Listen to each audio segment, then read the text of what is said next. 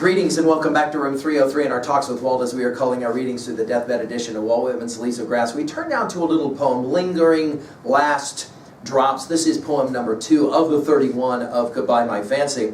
It is interesting the way that Whitman, and we pointed this out many times in our lectures, the way Whitman plays around with sexual language and the way in which he is able to do it in a really subversive way. And I think he's playing the same game again here, taking us, of course, back to Song of Myself, passage 5, for example, and any number of other places where he plays around with sexual language in really provocative ways, and yet he's able to back away from it and say, dude, I was only talking about, something other than sexual rendering. Now, our assumptions are that you've been following our stuff at learnstrong.net, down that left-hand side, Talks with Walt, our playlist. And then you were there with us from that very first introductory word, come, that invitational word, which obviously we're going to see in this poem. And then all of those inscription poems, everything up to and including a set of introductory comments to Fancy. And then we just finished with Idol and Yod. Now, our Nortons will tell us that this poem was first published in Goodbye My Fancy, 1891. Now, it's not a long poem. It's one of these really short poems. And the construction is interesting as well. And by the way, you'll remember Lingering in As I Pondered in Silence, one of those very early poems. And as I said in my last lecture, at the end of Leaves of Grass, and those of us who have been reading now every word of every line of the Deathbed Edition, when we're finally here and we've only got, just a few handful of poems remaining, we're able to see the way in which Whitman is able to kind of want to come back to the very beginning. To end Leaves of Grass is kind of like a circle of a type, right? So he'll begin with the word lingering in this title, and it takes us back to As I Pondered in Silence.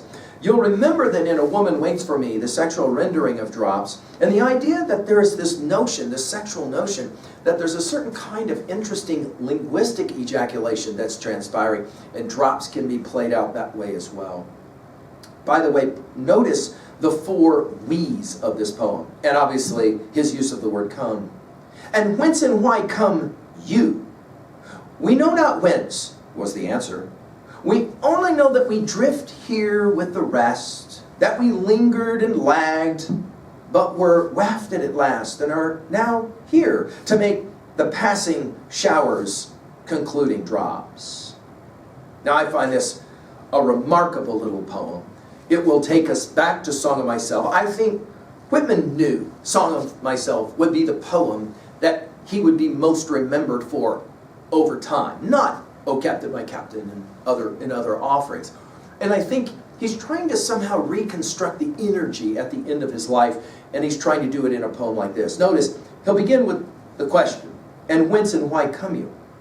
Obviously, the word come, the first word of Leaves of Grass, no question. And whence and why come you? Now, the obvious question is, who is the you?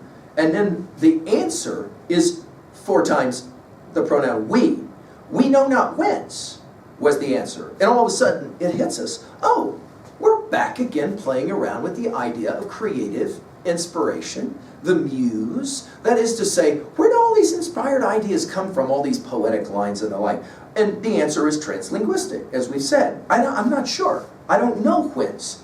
We only know, back to the epistemological position of fallibilism, right? We only know that we drift here with the rest. You'll remember in Song of Myself 52, he'll use this word drift. Drifted in lacy jags, you'll remember. So it's as if he's playing again around with echoes from Song of Myself. We drift here with the rest. In other words, the rest of the other sets of lines. Maybe he's thinking about Oliver Wendell Holmes. Maybe he's thinking about Longfellow. That we lingered and lagged. Again, this whole idea of loaf with me on looking at a spear of summer grass, and this idea of loafing and lingering and lagging. Whitman as the daydreamer, as we spoke of him earlier lectures. Notice the dash to kind of set this poem in it's a middling dash, right? But we're wafted at last. It's an interesting use of the word because, as we've said, he loves olfactory, he loves smells, he loves perfume, he loves referencing all of this. Wafted at last and are now here. In other words, it's almost as if he enjoyed so much his experience of writing that all of a sudden he comes to the end and he goes, oh, I'm done. Oh, here I am. And having this conversation with his set of lines, with his alter ego, his soul, and then, of course, to make the passing showers concluding drops. And again, this is really, really brilliant stuff in terms of seeing the inspiration as being rain that's coming. And therefore, he can bypass the whole notion that maybe he was playing around with some ideas of sexual drops, that is to say the seminal drops themselves, and so he can play this game. I think it's pretty brilliant, the game he's playing. As I've said to you guys so many times, I think Whitman was having so much fun writing so many of these poems, which is why the very last poem, it's clear that he doesn't want to leave, especially his poems that he loved so often and he edited so well. At 2A, well, I think it's not always clear, is the message here, of where creative inspiration comes from or where it goes. At 2B, I love the repetitiveness of the we's here. At 3A, I'm thinking now about two different titles that were called Letter to a Young Poet. The first, of course, is the great poet Rilke of 1929, and then, of course, the brilliant Virginia Woolf in her Letter to a Young Poet of 1932. Both of those playing around with the idea of the origination of inspiration in the muse. Finally, at 3B, where do you think inspiration and inspirational drops do in fact come from? And why is it that at times for artists they will go away? Like, what is up with that? And to what degree do you think these poems at the end of Leaves of Grass are lesser than? Thank you.